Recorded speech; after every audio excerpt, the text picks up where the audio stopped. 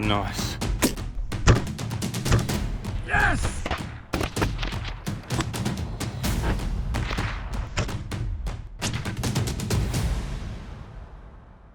Well, it sure has been a memorable 12 months for us here at the Hunters Club. You know, after last season, we were a little unsure if we'd be able to top what we achieved.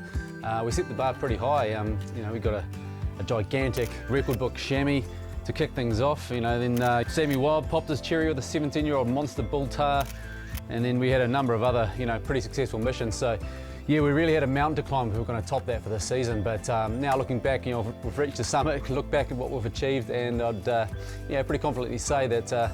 We've cleared that bar that we'd set ourselves, but you know, we came pretty damn close to being a Fosbury flop on a couple of occasions. So I thought we'd just look back at some of these highlights and lowlights for the season that's been. First award we're going to look back is the Close Shave Award. Kind of ironic with that awful slug I'm running at the moment, but yeah, these are the moments where we things didn't quite go according to plan. Taking bronze is this long-range attempt from Anto on a distant billy, which would have dropped him on the spot if it weren't for the fact that the lucky bugger was turned his head at the last second to look at my drone. And round caught him flush on the horn, so he lived to tell the tale. Anto claimed silver too for this near collision with a pair of scrapping bull tar, which could well have ended up knocking him off the hillside had he been just a few metres further ahead. But we've got to award the gold to Garmin's Kieran Andrews for his extended standoff with his Cape York scrubber. He had to remain stock still in the sauna-like conditions for about 10 long minutes. If the camera drops to the ground, it's because we're climbing trees. And eventually the ball finally moved off.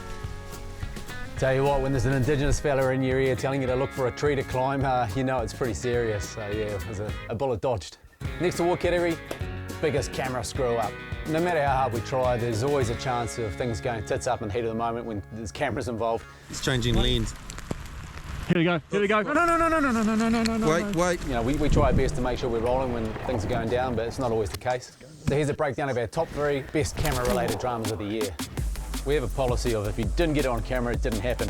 But in this case, the sound of Anto's shot, which was still ringing around the distant hills and the smoke coming from his barrel, proves that Dan was just a split second too late for the all-important money shot. What happened, Anto? We were a bit caught out.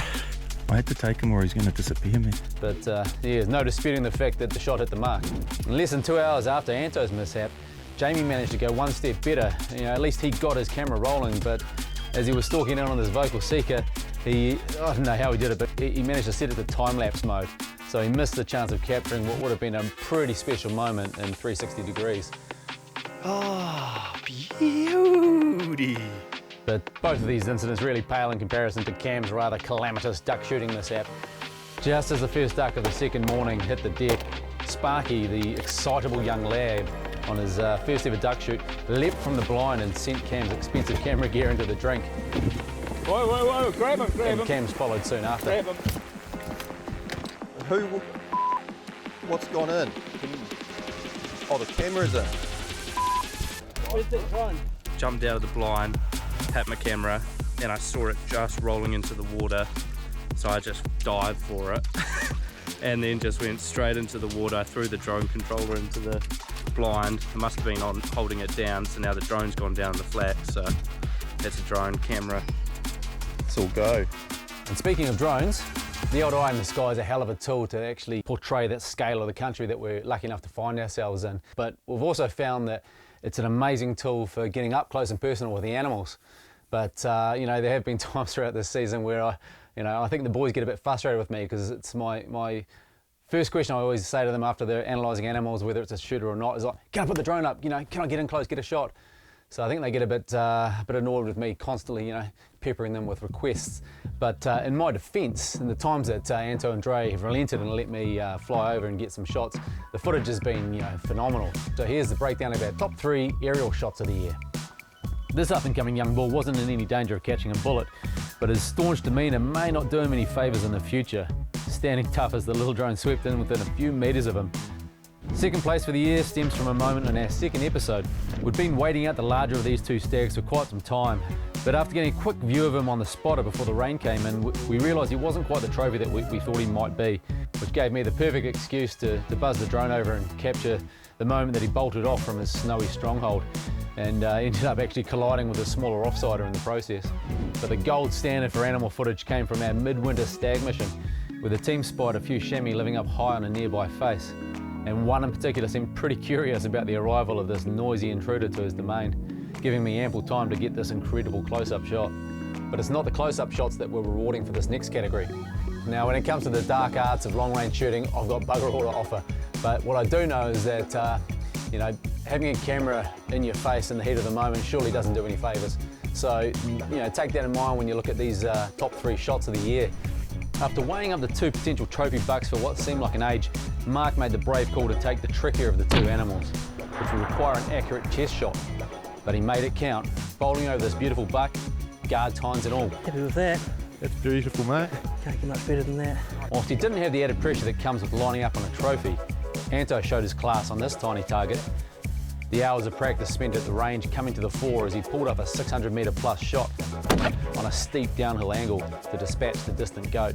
Even he was impressed with the shooting. Great shot, man. That's an amazing shot. Great shot. That's incredible. But the real shooting highlight of the series was undoubtedly Anto's big stag from episode 2, which required a very cool head and some quick reflexes on Anto's part. He's winded us. Do a roar.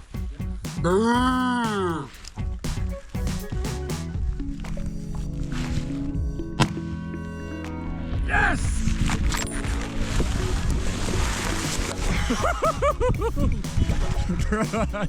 That was almost a up, boys. It looked like he got our wind and he was actually starting to go. So I yelled out, give a roar. Boys roared, I had to wind the scope back. And he took the shot and it was a good one. So the big 13 that almost slipped through our fingers proved to be quite the trophy. But will it be deemed the trophy of the year? Now, I've always said that you can never determine a trophy animal from photograph alone. You need to know the backstory, and it's the history and effort that's gone into these 3 trophies that sets them apart from the rest.